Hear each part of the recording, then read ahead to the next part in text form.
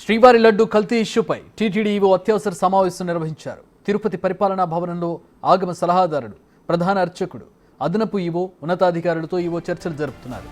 లడ్డు అపవిత్రత నేపథ్యంలో సంప్రోక్షణపై సమావేశంలో చర్చించారు. సాయంత్రం ఈవో సీఎంను కలవనున్న నేపథ్యంలో ఈ మీటింగ్ కీలకంగా మారింది.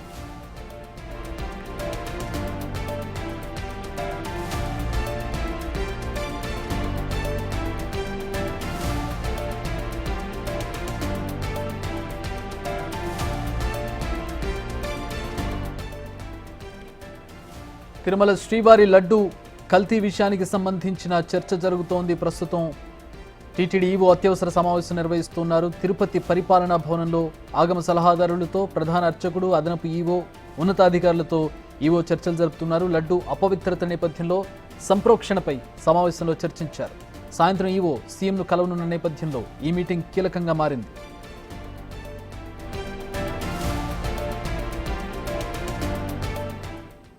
రైట్, మా ప్రతినిధి దామోదర్ జాయిన్ అవుతున్నారు. దీనికి సంబంధించి మరిన్ని వివరాలు తెలుసుకుందాం. ఈవో ఎట్లాంటి చర్యలు తీసుకోబోతున్నారు? సాయంత్రం సీఎంను కూడా కలిసే అవకాశం ఉంది. ఈ మీటింగ్ ఎట్లా ఉండబోతోంది? ఎట్లాంటి పరిణామాలు ఉండబోతున్నాయి తదుపరి?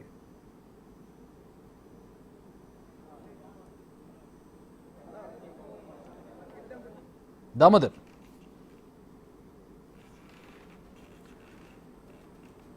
వినబడుతుందా? ఆల్రెడీ మళ్ళీ మాట్లాడే ప్రయత్నం చేద్దాం. So let us look into the issue. మనందరికీ తెలిసిందే, శ్రీవారి లడ్డు కల్తీ అయిన విషయం. గత ప్రభుత్వ పాలనలో అక్కడ చేసిన బాధ్యులు ఎవరనే దాన్ని పక్కన పెడితే జరిగిన అపవిత్రత అనేది తెలుస్తూ ఉంది. అక్కడ ల్యాబ్ రిపోర్ట్ల ద్వారా ఆ విషయం బయటకు వచ్చింది. దీనికి సంబంధించి ప్రస్తుతం విపరీతమైనటువంటి చర్చ జరుగుతోంది. భక్తుల మనోభావాలు దెబ్బతిన్నటువంటి పరిస్థితి. అనేక మంది పండితులు కావచ్చు, మఠాధిపతులు కావచ్చు, ఆగ్రహం వ్యక్తం చేస్తూ ఉన్నటువంటి పరిస్థితి.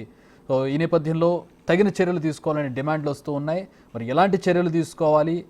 ఒకటి, ఈ పనికి పాల్పడినటువంటి వాళ్ళ మీద చర్యలు తీసుకోవడం. రెండవది, ఆలయం అపవిత్రతకు గురైంది కాబట్టి దానికి ఆగమ శాస్త్రాలను అనుసరించి ఏం చేయాలనే దానికి సంబంధించి కూడా చర్యలు తీసుకోవాల్సి ఉంటుంది. రైట్, మా ప్రతినిధి ప్రస్తుతం జాయిన్ అవుతూ ఉన్నారు. దామోదర్, ఎట్లాంటి నిర్ణయాలు తీసుకోబోతున్నారు? దీని మీద ఎట్లాంటి రెస్పాన్స్ వస్తుంది? శుద్ధి కార్యక్రమం కంపల్సరీ జరగాలని అందరూ హిందువుల యొక్క మనోభావాలు. దీన్ని మీ ద్వారా కూడా అదే చేస్తే బాగుంటుందని మేము కూడా తెలియజేసుకుంటున్నాం. ఏదైతే ముఖ్యంగా పర్చేజింగ్ కమిటీ ద్వారానే పంపిణీ కొనసాగింటుంది. దీనివల్ల ఎలాంటి పర్చేజింగ్ కమిటీలో ఉన్న సభ్యుల మీద చర్యలు తీసుకోవాలా, లేకపోతే అధికారుల మీద తీసుకోవాలా, ఎవరి మీద ఈ చర్యలు తీసుకోవాల్సి అంటే పర్చేజ్ కమిటీ అనేది ఉండొచ్చు, కానీ వెనకాల అదృశ్య శక్తులు ఉంటారు. సీఎం గారు వెనకాల ఆ రోజు ఉన్నటువంటి ఇక్కడ స్థానికంగా ఉన్నటువంటి శాసనసభ్యులు ఉంటుంది. వాళ్ళదంతా అందరిది. దీని ఇప్పుడే మా నాయకుడు నరసింహ యాదవ్ గారు చెప్పారు. దీనికి సంబంధించిన వాళ్ళు అందరి యొక్క ఫోన్ డేటాను కానీ పరిశీలిస్తే మొత్తం లింక్ దొరుకుతుంది అన్నారు. అది 100% చేస్తే సక్సెస్ అవుతారు. అయితే మొత్తం మీద దీనికి సంబంధించి అనేక మీ మీదే ఎదురుదాడి చేస్తున్నారు. డైవర్షన్ పాలిటిక్స్ కోసమే ఇలాంటి ప్రయత్నాలు చేస్తున్నారని చెప్పి. ఇప్పుడు 100 రోజులు మా సక్సెస్ అయ్యి మేము చెప్తా ఉంటే మా 100 రోజులు చెప్పేదాన్ని ప్రజలకు ఉండకూడదని జగన్మోహన్ రెడ్డి డైవర్షన్ పాలిటిక్స్ చేస్తున్నాడు. మేము చేయట్లేదు.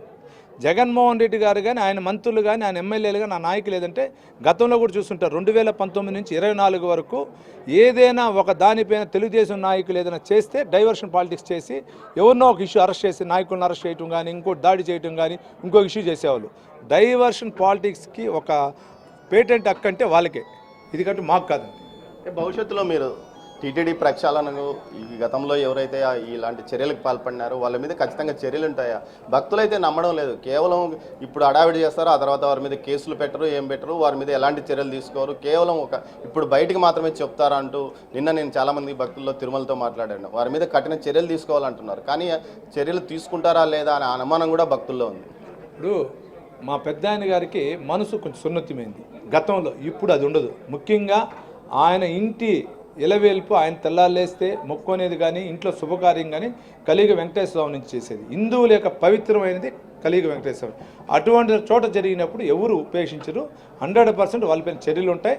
దాన్ని మీరు తొందరగా చూస్తారు. తిరుపతి పార్లమెంట్ అధ్యక్షుడు సిఆర్ రాజన్ ఉన్నారు. చెప్పండి రాజన్ గారు, అసలు ఈ విషయాల్లో ఎలాంటి సంప్రోక్షణ వ్యవహారాలు ఉంటాయి? మీరు చాలా కాలం దీని గురించి అవగాహన ఉన్న వ్యక్తి. ఇది మొత్తం పండితుల్ని, ఆగమ శాస్త్ర నిపుణుల్ని అందరిని పిలిపించి ఖచ్చితంగా దీనికి ఎలాంటి సంప్రోక్షణ చేస్తే బాగుంటుందో దాన్ని ఖచ్చితంగా నెరవేర్చాల్సిన అవసరం ఉంది. భారతదేశంలో ఉన్న ఇంతమంది హైందవుల మనోభావాలు దెబ్బతీసే విధంగా ఈ కార్యక్రమం జరిగింది కాబట్టి అందరికి కూడా ఆ సంప్రోక్షణ చేసి అందరిని శాంతి చేయవలసిందిగా కోరుకుంటున్నాం. ఖచ్చితంగా జరుగుతుంది.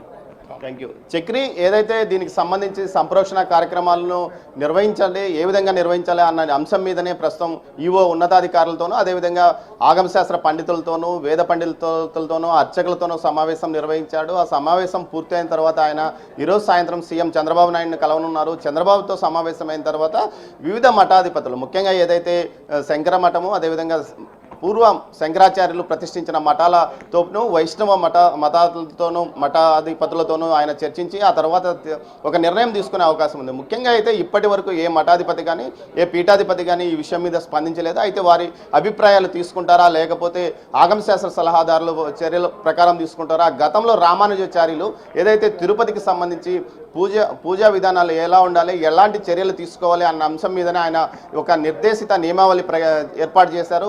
ఆ నియమావళి ప్రకారమే భవిష్యత్తులో ఎలాంటి చర్యలు తీసుకోవాలి అన్న అంశం మీదనే అధికారులు ఈరోజు సమావేశంలో నిర్ణయం తీసుకున్నట్టు తెలుస్తుంది. మొత్తం మీద అటు దేశవ్యాప్తంగా ప్రపంచవ్యాప్తంగా ఉన్న హిందువుల మనోభిప్రాయాలు ఏమాత్రం దెబ్బతినకుండా తగిన సంప్రోక్షణ చర్యలు తీసుకునే అవకాశం ఉంది. Chakri. All right, thanks for the updates Damodar.